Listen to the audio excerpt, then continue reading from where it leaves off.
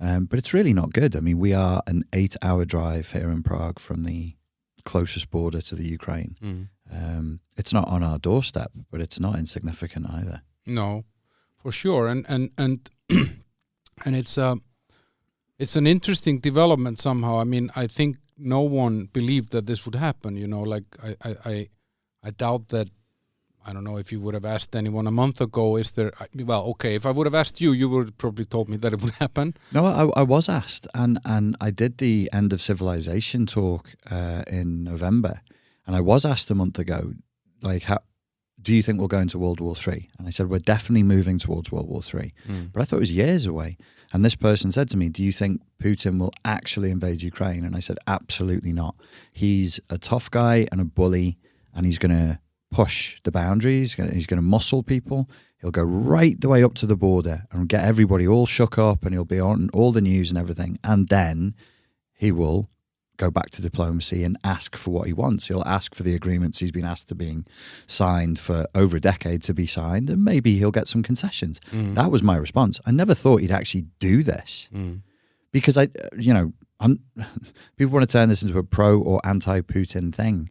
It's not about that. It's about the chessboard. It's about the system. And I don't see him getting what he wants like this. This to me seems like an insane decision because it won't fulfill his agenda. We all know what his twisted agenda is as far as a vision of Russia goes, and it won't add to his precious legacy that he's becoming more and more obsessed with as he ages. He's 69, turns 70 soon. And I just don't see this working well for him at all. I don't see a good outcome. Can you see a good outcome for him? No, I think, I mean, when it started, you know, like I was very, I didn't really believe that it would happen. And when it happened, I was like, no, I don't buy this, you know. But then I started thinking, like, because, I mean, after living here in Prague for, I don't know, 13 years, and I've done a lot of business with Russians in Ukraine. We had offices in Ukraine, and I've been in the Baltics a lot. I've been in Kazakhstan, Kyrgyzstan, doing business in all this region.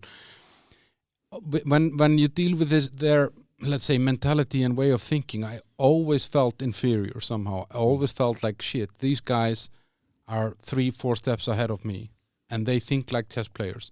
And I remember, for example, in Kiev, we owned a company with our co-owner. Well, we had 2 co-owners. One of them was wanted and hadn't been in Ukraine for a decade, but he still managed to keep his shares, and he was still influencing the business. It was really interesting. And the other shareholders owned one of the fastest growing retail bank. And then when the financial crisis came and you know, his position came a little bit shaky, and then he in around 2014, I think it was, then he was arrested, but he managed to get out. He still managed to keep his bank. He still managed to stay out of jail. I mean, I always had a feeling that they had some sort of a ace up their sleeve somewhere. Either they knew something about someone or they had something. So when Putin does something like this, my immediate thought was, okay, he must have secured some sort of a backdoor to China or whatever.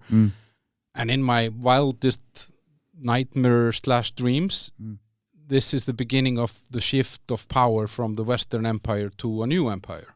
Okay.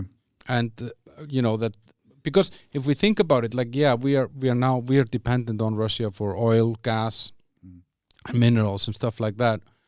But they have a client in the East, in China, that would buy everything they can make, any oil, any gas.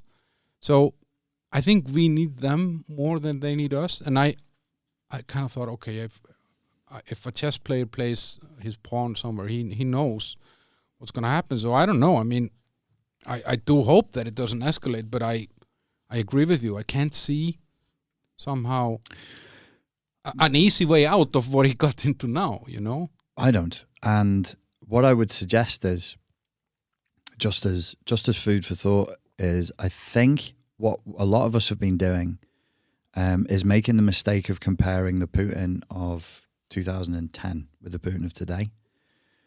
Certainly the Putin of 2010, had you just said what you said, I'd say I 100% believe in you. I'm not sure that this is, high-level chess movements from a guy who is wily and cunning and knows how far he can push his allies, knows how to manipulate people.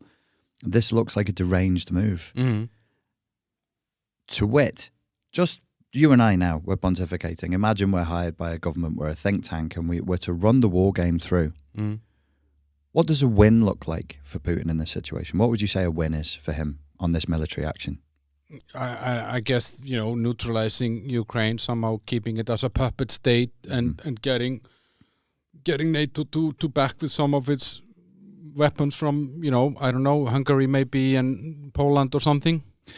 So if that happens and he has to do it fairly rapidly or it's not physically going to be possible, he rapidly takes Kiev, he removes Zelensky and he puts a puppet government in, the whole world, apart from China, Iran and North Korea, will turn on Russia. And it will be a pariah state as long as that Ukrainian state continues to exist.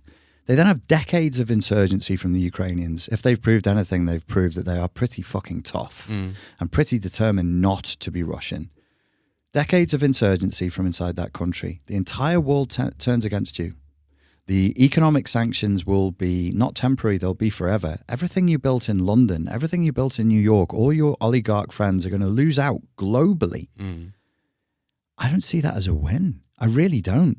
That seems desperate. That seems like the desperate act of a madman, because that win is not a win for his legacy. It's not going to build the vision of Russia that he has in his head, this weird, nostalgic, mystical version of the motherland, the empire, the empire, and his legacy will be destroyed. The Russian people, as far as I can tell, and I work with Russians, I work with them, I speak to them daily, especially the younger, our age and younger, they're more liberally minded, they're more modern minded. They think this is an appalling act. They describe it as an atrocity, and they're looking to leave the country.